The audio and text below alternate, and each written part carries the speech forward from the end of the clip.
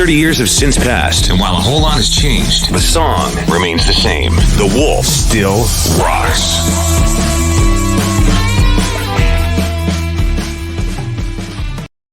Hey, once again, it's Brian Ellis, morning show host, 101.5 The Wolf, and we continue our video series as we look back at 30 years of The Wolf. We launched this radio station February 14th, 1992.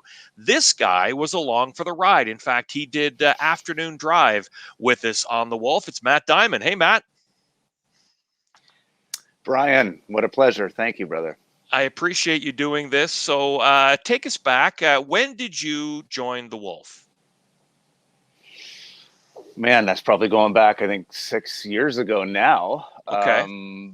I remember having, I think I had a moment where I was basically like ready to come to Peterborough. I was at a point in my life where I wanted to raise my family in Peterborough, in the area. And I kind of cold called Rob. And then I believe our paths crossed. I remember doing this with you from my home at the time. Right. You were like my first interview after Rob, I think, too. So, that's right. Yeah, Rob Sagan, the program director of The Wolf at the time. And you came to us. You were working in Oshawa at the time. That's true. I was at another rock station where I kind of cut my teeth there. And I got to tell you, man, it was a pretty special time of my life making my way to Peterborough and joining the team at the Wolf. That's for sure. But yeah, five or 6 years ago now.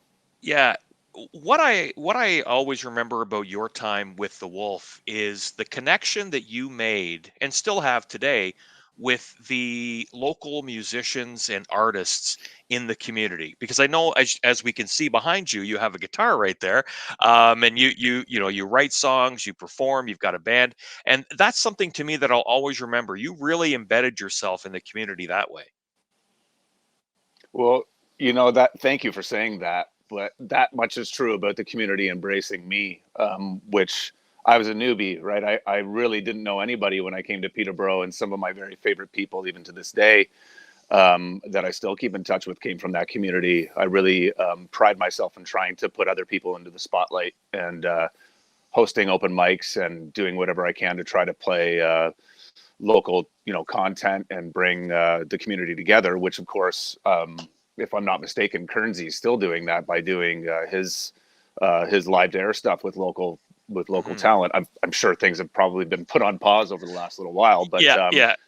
The community ushered me in. I think I put that more on them than on me. They welcomed me with open arms, and I'll never forget that.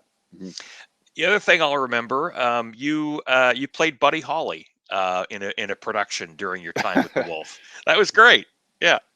That was a pretty neat way to kind of step into the community, so to speak. That was only within about a calendar year since I had been at the Wolf. And I remember coming in one day and there was an envelope waiting for me from the director, Mr. Jerry Allen, bless his heart. Somebody saw me at an open mic and said, "Would you audition for it?" And of course, I kind of looked the part, maybe a few pounds lighter then, but what an honor that was to play at Showplace in front of 600 people. One of the most special times of my entire life. Absolutely. So during your time with the Wolf, as I said, you were afternoon drive. Is there something that sort of sticks out from you from an on-air standpoint, or something you remember about the listeners or the station in general? Yeah, you know what? There's such a like we've talked about, a community aspect to not only the community in Peterborough and the surrounding areas, no matter what, but some of those relationships with perfect strangers have still continued to be, friendships to this day. I'm sure the names, like listeners like Dave Parkinson. And, I have another friend who, without naming names, basically he was the caretaker of somebody who had a disability. And I think one of my very favorite memories was that he had kind of shot me a message saying, "We're listening in the car." And, I said, "Well, I'm going to do a shout out, so get ready," type of thing. So he filmed this interaction between, this young man who was in the car next to him while I was basically speaking through the radio to him. And to see the connection and to see the actual reaction from somebody in that standpoint made it all worthwhile. That to me is what radio is about. It's not about speaking to, thousands of people at one time. It's about that connection with one person at a time. And I still have that video. That was a really special moment for me. I take such pride in trying to make that connection with the listener. Yeah, yeah, I remember that video, and that was pretty damn powerful for sure. Yeah. Since you left the Wolf, you're still living in the area, and we talked about off the top the fact that yeah, there are instruments behind you. You're performing, you're writing songs, you're in a band. You have a band. Yeah, this chapter is really neat. Actually, we've moved out to the Trent Hills now, so I'm on 5 acres where we are right now.